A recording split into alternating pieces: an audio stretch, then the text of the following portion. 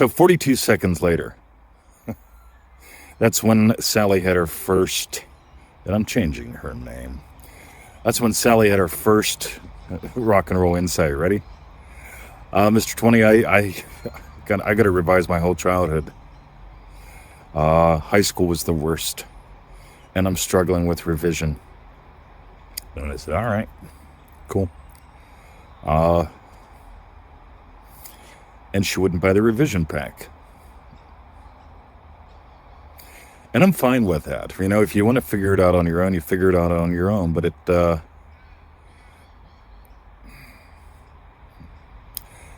hurts me to watch people hurt themselves. So I said, look, give me 3 minutes. If what I share with you, if what we do changes your life, buy that pack. And she agreed. So we got on a Facebook Messenger. And she started. And I said, listen, you're using the wrong tool for the job here. It's sort of like using a screwdriver when you need a sledgehammer. Both of them are good tools. It's like using it's like using a chainsaw. She was trying to use a chainsaw like a toothbrush. And it was painful. Think about it. So I said, look, here's all you got to do, right?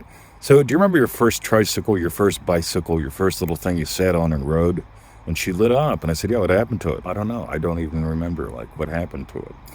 It's like it's gone. I think my mom gave it away to some other, I just don't. Yeah, it's a memory. It's gone. It's in the past.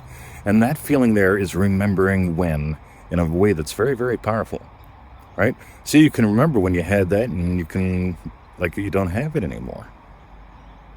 So you can remember when your childhood bothered you, especially your high school years.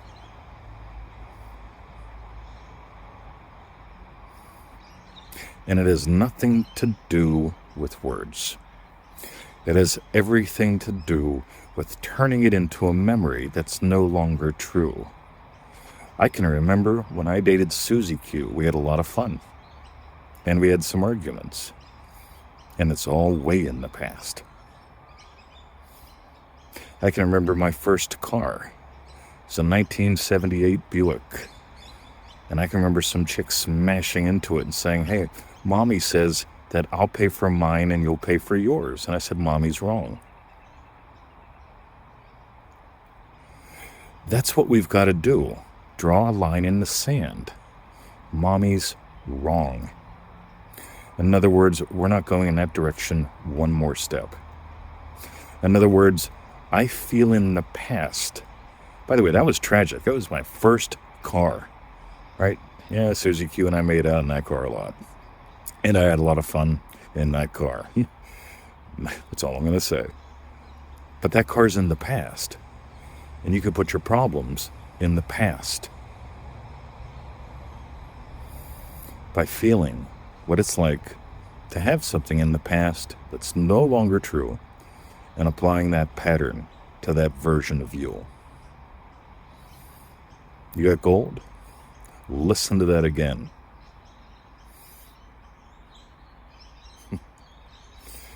Rewind it a couple times.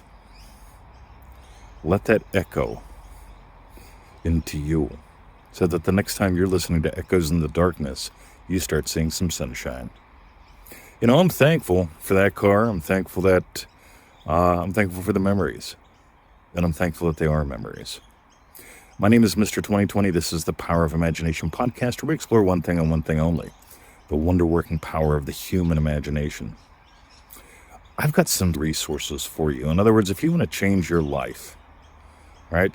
First of all, identity-based manifesting. That's huge.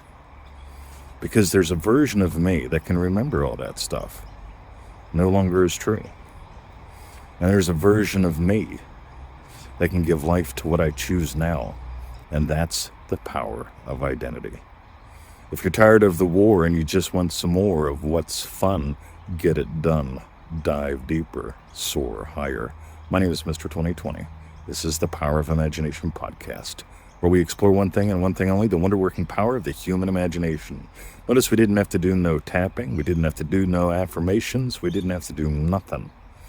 We took a resource, what it feels like to have something in the past long gone. Used to be, not anymore.